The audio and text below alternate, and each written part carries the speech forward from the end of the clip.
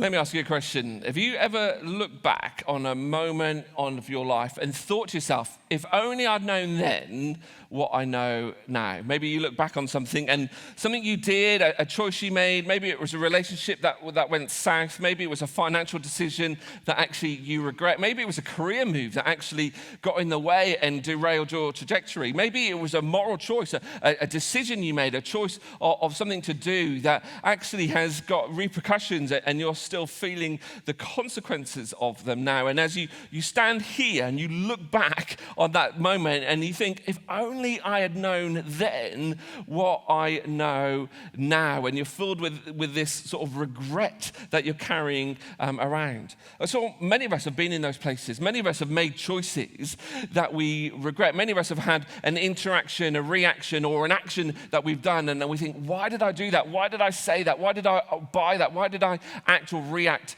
in that way? And we're living with that regret of those decisions right now. And if that's you, if things are coming to mind, well, you're in a good place. Because today we're kicking off this series called Guardrails, which is all about this sort of stuff. Now, we looked at this series about 7 years ago, and we felt actually the content is still helpful and applicable, so we've updated it and revisited it because we make choices that we regret. We do things that actually we think, oh, why did I do that? Or why did I say that?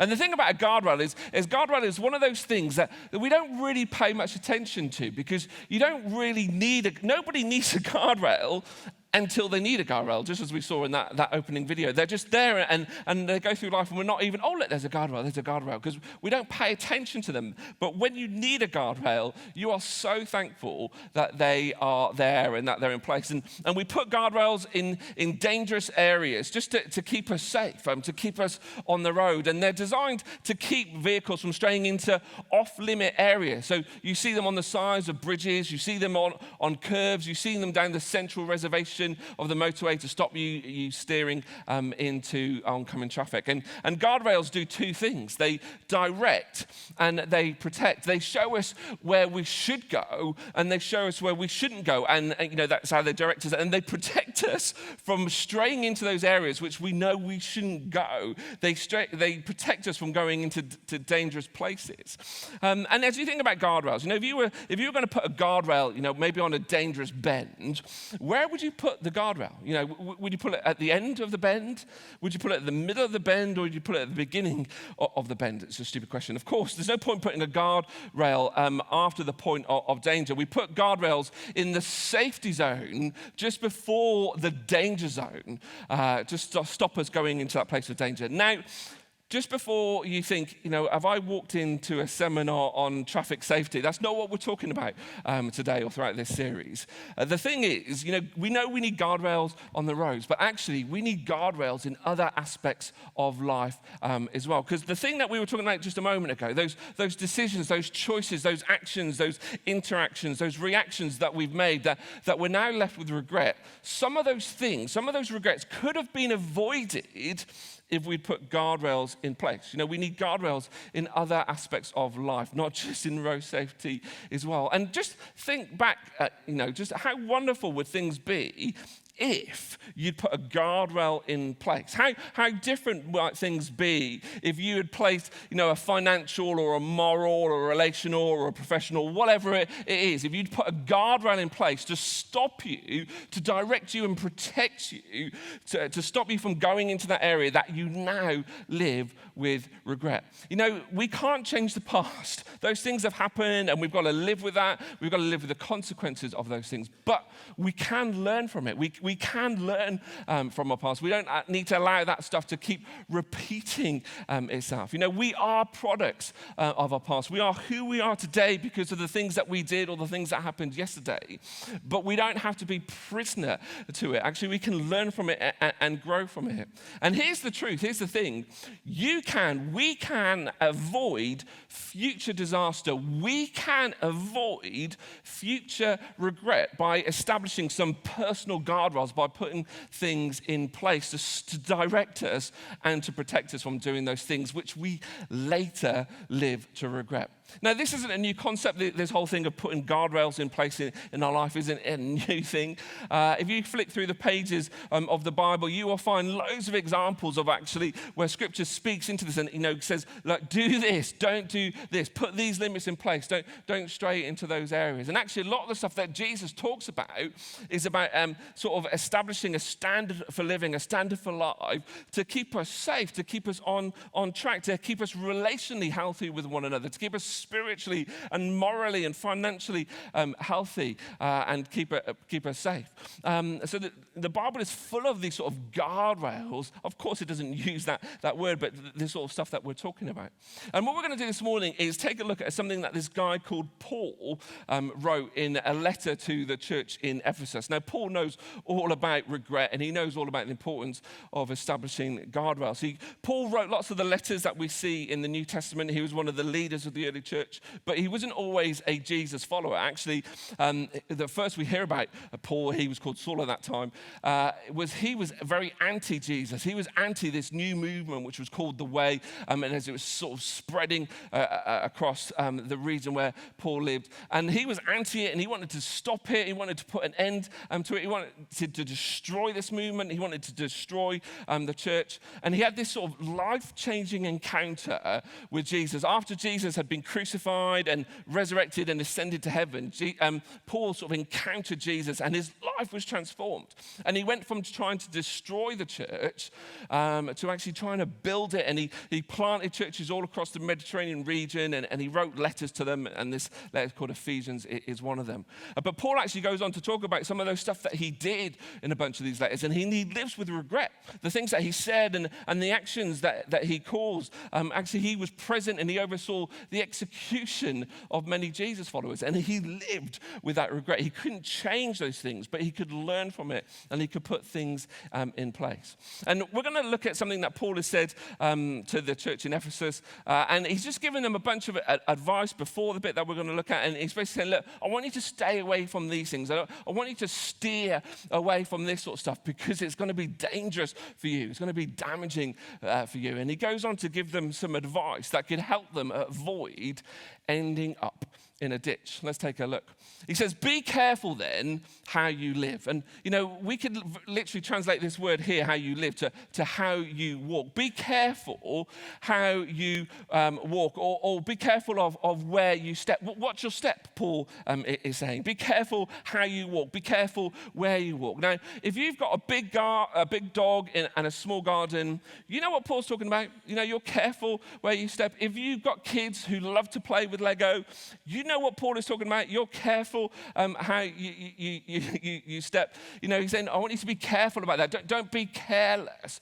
Have your eyes open. Be aware of the dangers around you. Be aware of those things that could harm you or cause you to regret later on. I want you to be careful that you don't walk into something that would cause you harm or cause somebody else harm. I want you to be careful that as you go through life, that as you walk through life, that you don't stray into those areas that are off limits for you, that will cause you to live with regret. Just like when I was younger and I got up in the middle of the night to go to the toilet, and I didn't see this, let's call it present, that my dog Pepper had left in the middle of the carpet, and I stepped in that present in the middle of the night.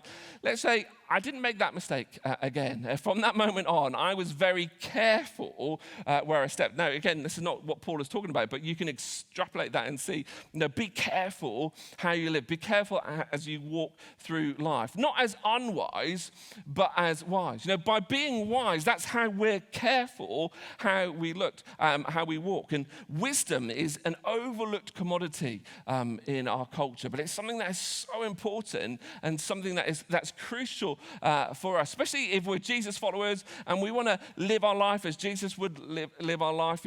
Wisdom is so important because it shows us what should we do and what shouldn't we do.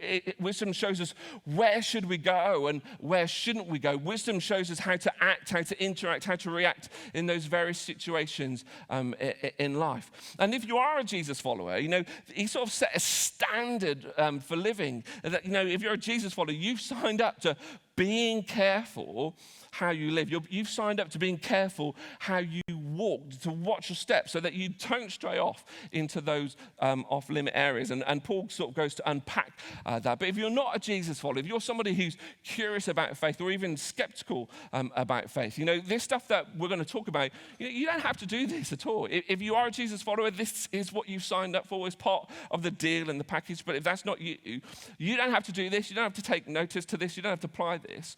But it also means you can still choose to do that.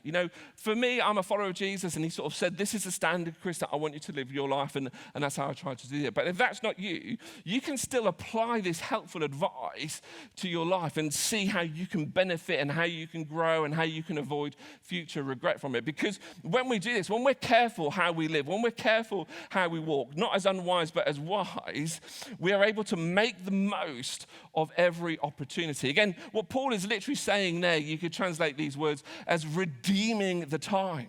When we're careful how we walk, when we try to embrace wisdom and live life as wise people, not as unwise, we're able to make the most of every opportunity. We're able to redeem the time. And maybe, going back to the thing we talked about earlier, maybe there's that place that you wish you could go back and you could make right. You could redeem it. You can make up for. You can make amends for it. Now, we can't do that. We can't undo those things. But I think what Paul is saying here is that when we're wise, when we're careful how we walk, when we're careful how we live, we don't end up making those choices that we later regret. We're able to redeem that time. We're able to make the most of every opportunity because we're not making that decision that we later regret. We're not making that choice. We're not saying those words. We're not going to that place. We're not spending that money. We're not reacting in that way. We're not spending time with that person. We're not doing that thing, whatever it is. We're not doing those things. We're not trying to undo a stupid decision or a stupid mistake that we've made and that causes us to live with regret. Instead, when we're careful how we walk, when we choose wisdom, we're able to make the most of every opportunity. Every wise choice that we're presented with gives us the opportunity to actually not have regret in our future when you're faced with that decision about what do I do in this situation, whatever it is. When we make wise choices, we know that our future is not full of regret, looking back thinking, why did I do that? Why did I say that? Why did I go to that place? We're able to make the most of every opportunity because we're not trying to undo those things that we've done. And, the reason why we need to do this is because, Paul says, because the days are evil. Be careful how you live, not as unwise, but as wise, making the most of every opportunity because the days are evil. That sounds a little bit dramatic, but what Paul is saying to his readers is something that's true of them, which I think is also true of us. They, like us, are surrounded by temptations that are wanting to push us beyond our boundaries, that are wanting to push us beyond our limits, that are wanting us to step over that line that's there, that we know, actually, I shouldn't do that, I shouldn't say that, I shouldn't respond in that way. And there's that temptation that says, no, just do it, everything will be fine, who will notice, whatever it is, and we will want to sort of step over that line. And that's what I think Paul is saying, because the days are evil. Now, this isn't some sort of seditious external force like in a horror movie. This is an inward desire. This is something that we want to do.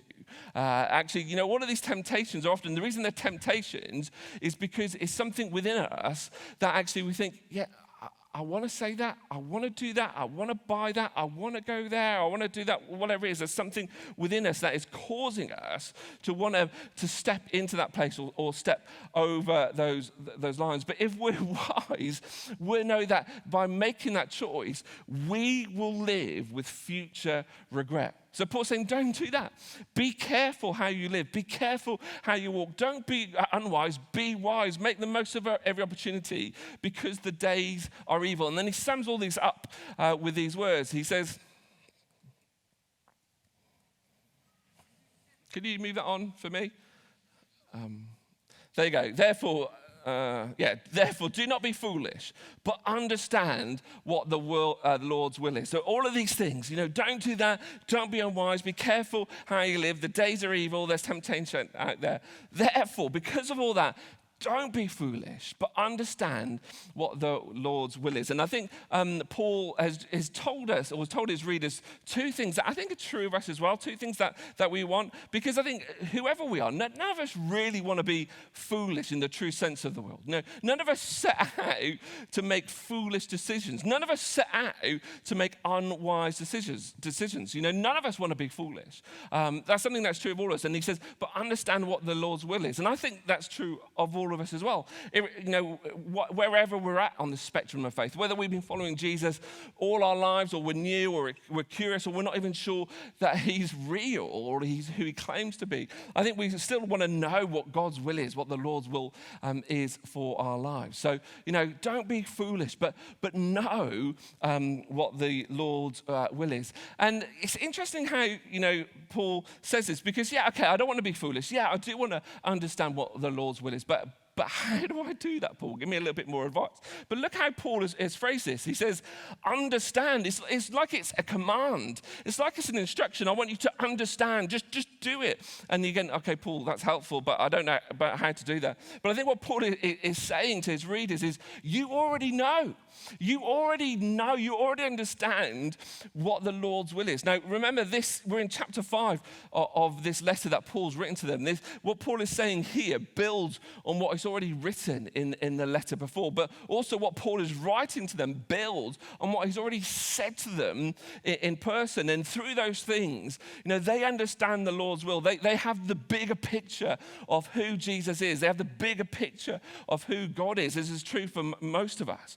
And he said, look, I want you to understand, remember what God's will is for your life. And this might come as a shock to some of you, but God's will for your life isn't that different from your will for your life. God isn't out to destroy you or to harm you or to hold you back. God isn't out to get in your way or to stop you from having fun. Actually, God's will for your life is very similar to your will for your life. He wants you to flourish. He wants you to thrive. He wants you to live life to the fullness. He wants your life to be a life that is free from regret, not one that is full of regret. He wants your life to be full of wise decisions. And the amazing thing is that he will help us do those things. He will help us live as wise people. He will help us live and understand what his will is and actually avoid those future regrets. And, but we have to ask him to do that. We have to sort of lean into him and say, can you help me? Because let's be honest, if you look back over my past with me, you can see choice after choice after choice, things that I did. I was there. All of the common thread in all of my past mistakes is me. The common thread in all of your past mistakes and your regrets is you. You did it. You said it. You bought it. You went there. You responded in that way. You reacted in that way. And if we want our futures to be different from our past, well, something needs to change. And maybe that thing that needs to change is us saying, God, can you help me in this? And therefore, there's this question which I'd love to give to you that you can ask of yourself, or you can ask of it. You can ask God for this, depending where you're at.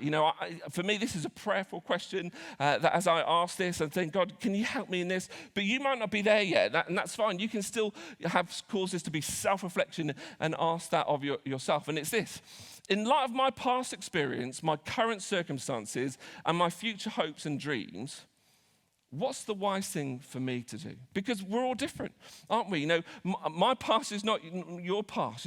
The things that I struggle with are not the things that you struggle with. The temptation that I face is perhaps not the temptation that you face. And we can say, well, we can put these guardrails or these limits in place and say that's an arbitrary limit for all of us. But actually, I might need something a little bit more helpful. The danger zone for me might be still in the safety zone for you. So in light of my past experience, the things that have happened to me, in light of my current circumstances and what's going on around me and my future hopes, who I want to be and where I want to go, what's the wise thing for me to do in this place, in this situation, in this action, in this interaction, in this reaction? What does it look like for me to be wise and embrace wisdom? And this is a prayerful question that creates clarity in pivotal moments. You know, I wish I asked this question in some places in my past. I wish that in some moments I thought actually I paused and I asked that and then I acted and I responded on it.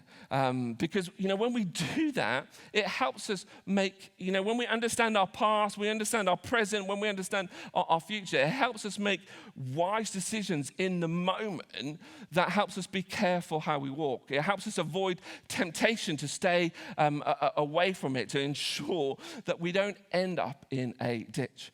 Now, Paul has explained that, and he's gone through that, and he goes on to speak into a specific area where actually his readers needed guardrails in place. We're going to take a look at it. This might be relevant to some of us, it might not be relevant to all of us, but the stuff that Paul talks about, I think we can remove from this specific situation that he's talking about and actually apply it to any area where we might be tempted to do something that we know we shouldn't do. So Paul goes on, he says, don't get drunk on wine. And the reason he says that, because this was an issue in the context when he was writing. Now, we have to remember something back then, that you didn't have sanitation in the way that we have now. You couldn't turn a tap on and water come out. You didn't have water filters. Brita wasn't around back then. And the thing was, wine was safer to drink than water. You know, if you drank wine, the danger of drinking wine is that you might get drunk. The danger of drinking water is that you could get ill and you could die. So therefore, they thought, well, I'm going to drink wine instead. And so the issue that Paul is saying, it's not drinking wine, it's how much you drink. It's the amount that you drink. But it's actually not just in that, it's what happens. You know, don't get drunk on wine, which leads to. You know, how would you finish that sentence in our context, in our culture? Don't get drunk on wine, or, you know, substitute that for whatever it is that you might be tempted to get drunk on. What does it lead to for you? Anything come to mind? Anyone come to mind? Do you know anyone who wishes that don't get drunk was a guardrail? That they put something in place to stop them straying into that area, you know, and it said that maybe they put this painted line down and they said, well, I'm going to drink responsibly. And, you know, they didn't set out to do that. They didn't set out to get drunk and it led to something else. They thought, you know, I'm just going to drink responsibly. But the problem with that is that's just a line on the ground that tends to get blurry the more we drink. You know, one drink leads to another, which leads to another. And they ended up doing something which they now regret. Paul says, don't get drunk online, which leads to debauchery. That's a good word, isn't it? It's a word we don't use enough in our culture. I mean, debauchery just means excessive indulgence. It refers to something which we often enjoy in the moment, but perhaps regret in the future. And, you know, don't get drunk for Paul was the guardrail. Let's be honest, for some of us, it's the goal. But Paul is saying, I want you to put a limit in place. Don't do this. Drinking responsibly isn't enough. That's just a painted line. No, it's so easy just to step over that. That line gets blurry. I want you to put a guardrail in place, because actually when we do this, good things don't tend to happen. You know, no good outcome ever starts with, we were so wasted. You know, those stories are funny, but they're funny for the people listening, isn't it? You know, and you can think about that, you know, those moments, you know, when you've had that, we were so wasted, and then I did this, and actually as I think about that, I probably regret that. Yeah, it was funny for the people around. It leads to a bunch of other stuff, those things that we can go on to regret.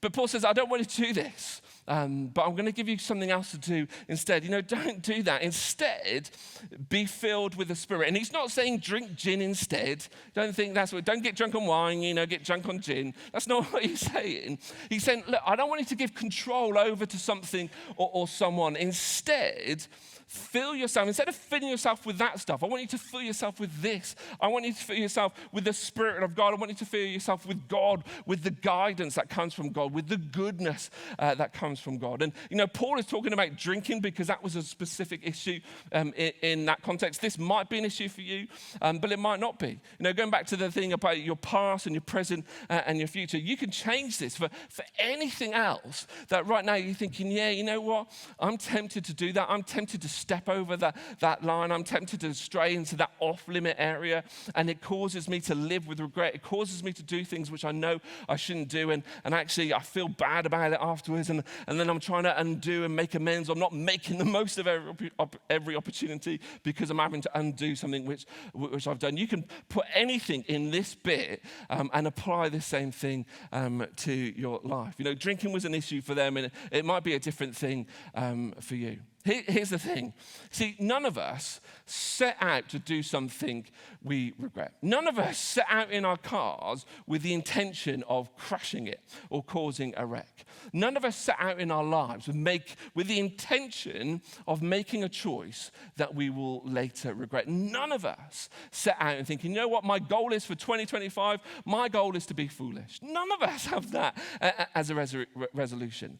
The problem is we might not plan to do those things, but we don't plan not to. You know, we might not plan to set out and do those things that cause us to do those things. But how many of us are actually intentionally planning to not doing those things, putting things in place to redeem the time, to be careful how we walk, to make the most of every opportunity so that we don't stray off into an area that we know we shouldn't go there, and actually we're left with future regret. See, this is what guardrails are all about, establishing guardrails in our personal lives that actually put them in the safety zone. And I know for me, well, this is where I need to put that, because if I step over there, I'm getting close to the danger zone. I'm getting close to doing something that I might later regret. The thing about guardrails is nobody needs them till they do. It's too late to be building a barrier on the edge of a cliff as your car is skidding towards it. You know, it's too late to be thinking about what's your drinking guardrails or your financial guardrails or your relational guardrails when you're actually already in those decisions. We need to make those choices in the cold light of day and saying, yeah, that's the limit for me. That's the thing I'm going to put in place, and I'm not going to step over that because I know I'm straying into a dangerous area. You know, it's not enough to say, be careful. This is how you be careful. See, guardrails are there to direct us. They're there to protect us. They're there to help us stay away from danger. They're there to help us stay on track.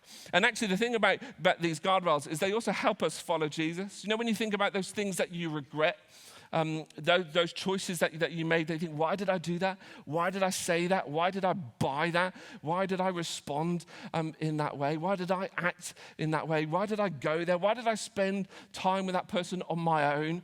You know, whatever it is for you, you think, you know, those decisions that you have, as a result of that, does that cause you to be closer to Jesus or push you away from him? How does your faith go as a result of that? Now, the goodness of a God is in the midst of that pain and that regret and that sin and that temptation that he meets us and graciously embraces us and draws us closer to him. He can use those. You know, God can redeem those opportunities. But I find that when I do things that I know I shouldn't do, or I say things or think things that I know I shouldn't say or think, I feel distance from God, and it's just harder for me to come back to him. You know, actually, when we put these things in place, they help us stay closer to Jesus. They help our faith grow. They help us discern his will for our lives in this pivotal moment. Here's the thing. Stepping away from what can harm you is a step towards the one who loves you.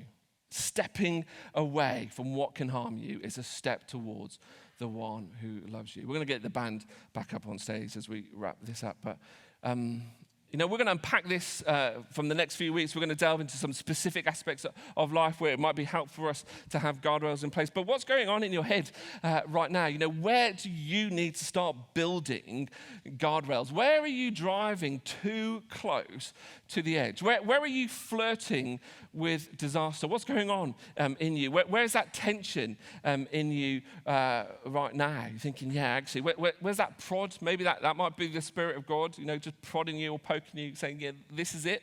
You know, you're straying too close to the edge there. You're straying into off-limit areas. If you continue on that trajectory, you're going to make a choice or a decision that you end regretting.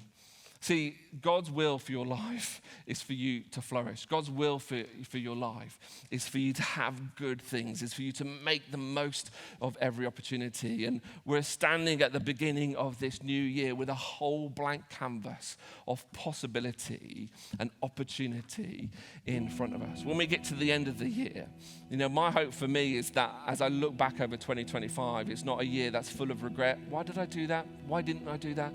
Why did I say that? Why didn't I say that? Whatever it is.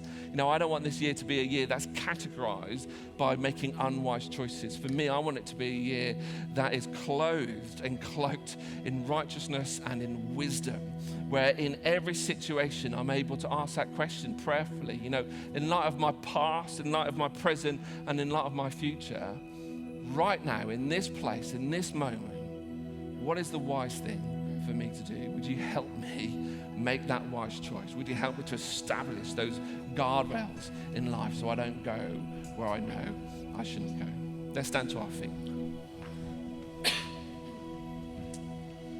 Father God, if we're honest, we know there's so many things in life that we don't need to be told. We know we make mistakes. We know we make choices that we shouldn't make. We know we do things we shouldn't do. We know we say things we shouldn't say. Lord, I'm sorry about that. We're sorry about that. And we stand before you as people at the beginning of this year who need your help. And I pray that you'd bless us, you'd encourage us, you'd equip us, and you would challenge us. That you'd highlight those areas where we need to put things in place to stop us stepping over the line. Put things in place to stop us living with future regret. Give us wisdom and help us be careful how we walk, to stay in step with you, to understand your will for us and to follow us. Bless us, Lord, I pray. Amen.